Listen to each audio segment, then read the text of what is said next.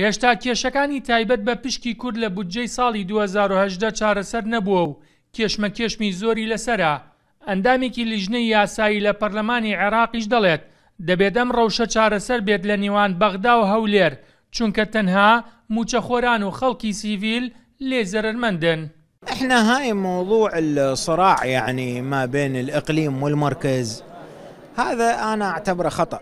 ئەم ناکۆکیانەی نێوان بەغداد و هەولێر بە هەڵەدادەنێ دەبێت کۆتایی پێبهێنرێت، چونکە بۆتە هۆی زیانگەیان بە هاوڵاتیان، بەتایبەت فەرمانبەران و موچەخۆران، چونکە موچەکەیان دوا دەکەوێت. بۆیە باشتر وایە ئەم ڕەوشە چارەسەر بێت و موچەی فەرمانبەران لە کاتی خۆیدا بدرێت. بەشێکیش لە ئەندامانی لیژنەی دارایی لە پەرلەمانی عێراق پیان وایە لە خوێندنەوەی دووەمی پرۆژە یاسای بودجێ ئەم ساڵ دەتوانرێت گۆڕانکاری لە مادەکان بکرێت. حکومەتی عێراقیش پێی قبوڵ نییە فەرمانبەرانی هەرێم زەرمەند بن. احنا الحقيقة باللجنة المالية ننظر إلى أقليم كردستان هو جزء مهم وغالي. ئێمە لە لیژنەی دارایی هەرێمی کوردستان بە بەشێکی گرنگ دەزانین لە عێراق، بۆیە هەر هاوڵاتیەک و فەرمانبەرێک هاوشێوی پارێزگاکانی دیکەی عێراق مافیان هەیە و ئەرکیشیان لەسەرە. پێشمان وانە کە حکومەت هۆکار بێت لە بڕینی قوت و موچەیان. داواکاری فراکسیۆنە کوردەکانیش سێ بەشە. یەکەمیان پشکی کووردە، دووەم موچەی فەرمانبەران، سێم پارەی جوتیاران.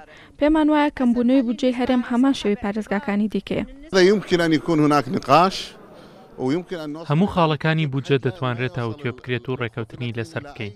لەگەڵ برایانی کورد ئێمە هیچ دوژمنایەتێکمان نییە و هیچ کام لەو بەند و خاڵانەی بودجە بەدەرنیە لە گۆڕانکاری و دەتوانێت گۆڕانکاری و ئاڵوگۆڕی تێتا بکرێت. لە کاتی خوێندنەوەی دووەم سەبارەت بە بەشە بودجەی فەرمانبەران دەتوانرێت پشکەکان لە بودجەدا زیاد بکرێت. نوێنەرانی کوردیش پیان وایە ئەم لێدوانانەی لایەنە سیاسی عەرەبیەکان تەنها بانگەشەیە و هیچی دیکە نییە.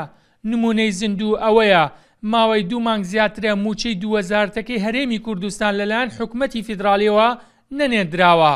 دەشڵێن بەشێک لە فراکسیۆنەکان دەیانەوێت بودجە بە ڕەزامەندی کوردیش تێپەڕ بکەن پاشان پشت لە هەرێمی کوردستان بکەن. بۆیە دەبێت کورد لەم پرسە گرنگ و هەستیارەدا بەیەک هەڵوێستی خۆی بمێنێتەوە.